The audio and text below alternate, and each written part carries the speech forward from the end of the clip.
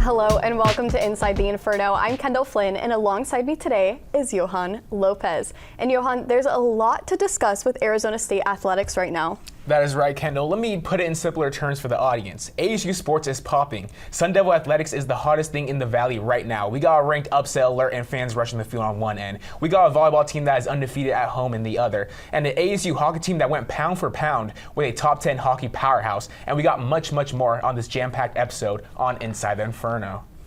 That's right, Johan. And one of those poppin' teams is Arizona State football, who advanced to 5-1 last Friday with a 27-19 upset against Utah. Star seniors running back Cam Scadaboo and linebacker Caleb McCullough were key contributors. Our Mahir Sinhasan has the recap of the Sun Devils win. Friday night lights and a blackout took over Mountain America Stadium as Arizona State football squared off against number 16 Utah in its sixth game of the season. With the Sun Devils up 13-9 at halftime, the Utes made a push for the pylon. Mekhi Bernard, who put up 129 yards on the ground, went into the end zone to give the visitors the lead. But the Sun Devils responded on the ensuing drive. Cam Scadaboo, who had 158 yards rushing, went 50 yards to the house for his first of 2 touchdowns. The defense stifled Utah starting quarterback Cam Rising throughout the game. This included the final minutes, as Rising was picked off by Caleb McCullough. The backup linebacker finished the night with 2 interceptions. I just tell my family and everything that one day I'm going to get my opportunity. And when you do get that opportunity, the work you put in is going to show. And tonight is show. The lights are going to turn on. That's a common thing said to a lot of players, a lot of teams when they're struggling. The lights have turned on for the Arizona State Sun Devils as they are now 5-1, fresh off the 27-19 victory over Utah. After 2 consecutive years where they were 3-9, Kenny Dillingham believes that this team has turned a corner, and it all starts with the culture. You can't shortcut it. The work is the work. Like, there's not a secret potion or a secret formula to have success. It's if you want to achieve something, you have to care about it and you have to put in the work. With ASU starting quarterback Sam Levitt shaken up in the second quarter, backup Jeff Sims took over. The Nebraska transfer had a 2-yard rushing touchdown during his stint on the field. Overall, the Sun Devils outgained the Utes on the ground 176-140. They also came up clutch, going 2 for 3 on 4th down. The Maroon and Gold now head to the Queen City to take on the Cincinnati Bearcats in hopes of clinching bowl eligibility with the win. In Tempe, Mahir Sinhasan, Inferno Intel. Thank you very much, Mahir. We will hear more from him when he joins us live in a few minutes. ASU football is off to a fantastic start, to say the least. The defense has stepped up and the offense has struggled, and vice versa. Our very own Parker Bay takes us back to the win against Kansas on October 5th. Mountain America Stadium hosted Arizona State football's sellout crowd for its first Big 12 Conference home game against Kansas this past Saturday. A back-and-forth offensive duel in the desert handed the Sun Devils their first Big 12 Conference win over the Jayhawks 35-31. Kansas's play-action attack allowed its QB Jalen Daniels to throw on the run and scramble effectively. Jayhawks wide receiver Quentin Skinner and ASU wide receiver Jordan Tyson were both key contributors in the game. Skinner had 2 touchdowns in the game, with one being his go-ahead touchdown with 2:04 left in the contest, putting Kansas up 31-28. On the other sideline, Tyson scored 2 touchdowns in the game for Arizona State. Sun Devils quarterback Sam Levitt connected with Tyson roughly 6 minutes apart, with the game-winning touchdown coming with 16 seconds left in the game. ASU head coach Kenny Dillingham gave his reasoning on why Tyson earned the game ball. Yeah, I gave him a game ball because that's what the program's about. The program's about the response and talk about a bad beginning of a game. I mean, he was about as upset as you could possibly be, and the fact that he could regather himself and go execute and finish with a positive attitude is everything that we're trying to build here. After rushing for 262 yards the last home game here against Mississippi State and ASU's first SEC opponent win, Cam Scadaboo rushed for 186 yards today and got the end zone once. Furthermore, Scadaboo's 39-yard run on the Sun Devils' last drive set them up for success. The Sun Devils will host the number 16 ranked Utah Utes in their next game. In Tempe, for Inferno Intel, this is Parker Bay. Thanks, Parker. It's no secret that Cam Scadaboo is a running back powerhouse for ASU football. With 773 rushing yards and 250 receiving yards already this season, it's obvious his abilities are nothing short of crucial in the Sun Devils gameplay.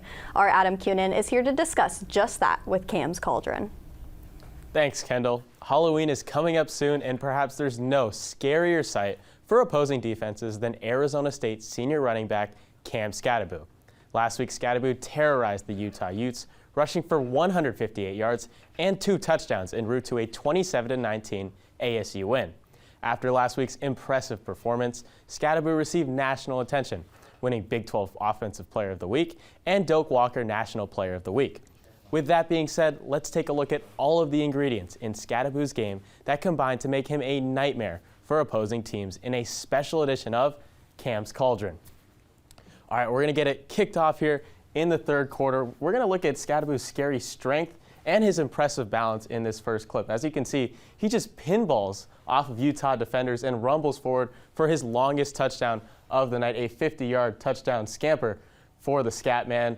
Scadaboo looks like a bowling ball almost in this clip, as he is tough to bring down and uses that offhand to keep his balance, stay on his feet, and rush in for the score. Now, in this second clip, we are going to look at an underrated aspect of Scadaboo's game. It's his pass catching and versatility. You're going to see he actually lines up at the bottom of the screen at wide receiver on a crucial third down play and comes up with a huge snag for the Sun Devils. He goes over the shoulder and goes full extension to reel in this clutch catch. Scadaboo, a big-time reception right there. And now, late in the fourth quarter, this was the icer for Arizona State. He rumbles ahead for a 47-yard touchdown run to extend the ASU lead. But let's look at what makes this run so special.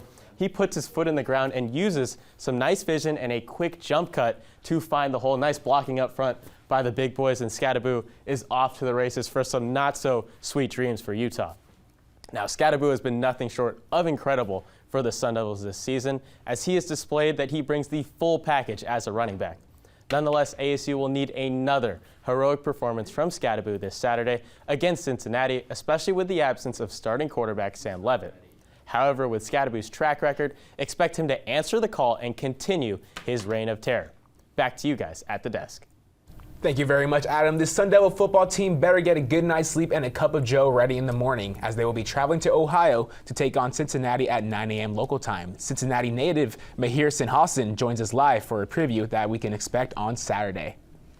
Greetings, everyone, from the Queen City of Cincinnati, Ohio, where we are just less than 24 hours away from this kickoff between Arizona State and Cincinnati. Homecoming for the Bearcats and a chance to become bowl eligible for the Sun Devils. We'll start with Cincinnati first. They come into this one 4-2, surpassing their win total from last year, much like Arizona State, fresh off a 19-13 win down in Orlando against UCF, led at quarterback by Brendan Sorsby and at running back by Corey Kiner, the hometown kid. This is a team that is in for a test. Here's what their head coach, Scott Satterfield, had to say about Arizona State.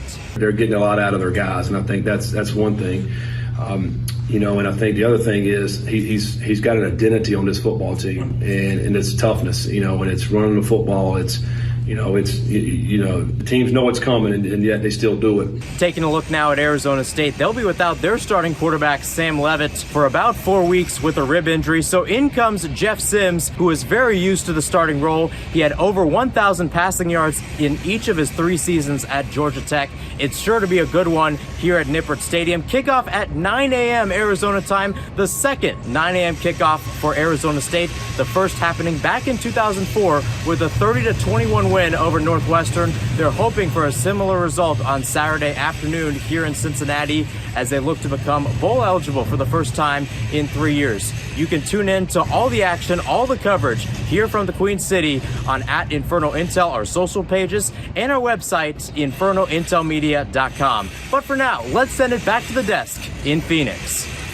Thanks, Mahir. ASU hockey is back and had its home opener with a 2-game series against the University of Michigan Wolverines last weekend. Sammy Califf has the recap of what fans can expect as the Sun Devils face Providence College.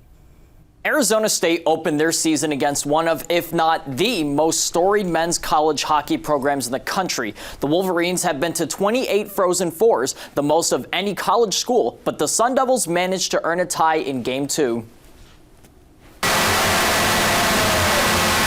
That was the sound of victory for ASU hockey. The Sun Devils took on the University of Michigan on Saturday and won 4-3 to cap off an incredible weekend for ASU sports. ASU's never give up attitude earned them the win. I think it's been a theme really the last 24 hours that we know we have the skill to compete and hang with anybody, but if we're not going to match that with a level of will that needs to be done in this league, it's going to be a long year. ASU was down 3-1 with 5 minutes left in the game. However, it created a sense of urgency for the Sun Devils as Noah Beck cut the lead in half with a minute to go. This was the graduate student's very first goal as a Sun Devil. It was amazing. Obviously at home too, with great atmosphere. I was very excited, and I think it showed a little bit, but just nice to come out with that tie there and get the shootout win for the fans. 16 seconds later, Colin Potter tied things up to send it into overtime. The game ultimately went into a shootout, where ASU ended the series against Michigan on a high note. Potter called his goal a complete surprise. I mean, I just threw on that hoping for the best, and it happened, so, it was electric. Got the fans going, and sent us to shootout, and luckily we won the game. On Friday, Michigan defeated ASU 4-1. The Sun Devils were happy to get some payback on Saturday. It's a great week for ASU. In addition to Kenny Dillingham and company's success, ASU hockey is fidgeting with excitement. Last Saturday, ASU and Michigan battled to a 3-3 tie, sending the game into a shootout where ASU came out on top. Bad news, though, that was ASU's last game at Mullet Arena for a while. Starting tonight, ASU will become Leif Erikson as they begin their month-long journey across the United States. They will start their big adventure against Providence College, who is ranked number 14 in the country. The Sun Devils and the Friars have only met on 3 occasions. Tonight will be their 4th ever meeting. The last time they met was on November 26, 2023, where ASU lost 2-1. Head coach Greg Powers told me last Saturday that ASU's willpower has been a theme all season. The Sun Devils were able to hold their own against Michigan, so it'll be interesting to see what they can do against Providence. Back to you, Johan. Thanks, Sammy. The ASU volleyball team is off to an incredible start. The Sun Devils are currently ranked number 13 and are having a great month of October, including a win over the U of A Wildcats. Our Tyler Wargo has the volleyball match recap on the Battle of Arizona. Arizona State hosted its rival University of Arizona for the first time in Big 12 history. Arizona State won 3 sets and lost only 1. Arizona State entered this game with a record of 14-2, and as for University of Arizona, they headed into this game with a 12-3 record. Arizona State won the first set to start the match, winning 25-20. However, U of A took back the second set, winning 23-25. However, it was a close third set as ASU won 31-29. One thing that we did really well tonight was keep our tempo, and that is so hard to defend on the other side. So Arch did a great job of pushing that tempo, and then our passing was just there. And I mean, at that point, who do you block? So that was really helpful.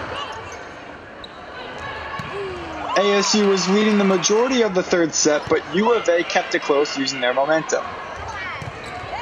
For sure, that was the battle, and that was a fun set to win. And it gives you so much momentum. I mean, the rallies, they were playing really hard, we were playing hard, so the rallies were very, very intense. So yeah, it just gives you that much confidence and that much momentum heading into the 4th set. So yeah, they were probably well defeated. Players like Jelly Sear had a career high of 23 kills, along with her teammate Mary Schroll, who became Defensive Player of the Week. Mary Schroll had 32 digs, along with her new teammate Argentina, who had 20 digs. Arizona State has a 15-2 record, and they look to head to Lubbock, Texas this Saturday to play Texas Tech. Tyler Wargo, Inferno Intel. Thanks, Tyler. ASU volleyball's winning ability didn't stop with Arizona as the Sun Devils hit the road on October 12th to play the Texas Tech Red Raiders.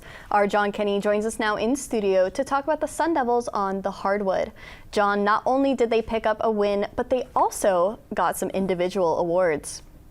Yes, Kendall, the Sun Devils have picked up some individual awards this week. Graduate libero Mary Schroll was named the Big 12 Defensive Player of the Week for the third time this season. Yes. Today, graduate libero Mary Schroll and senior outside hitter Jelly Sear were named to the AVCA Volleyball Player of the Year watch list. Also, the Sun Devils picked up their 11th sweep on the season when they defeated Texas Tech on October 12.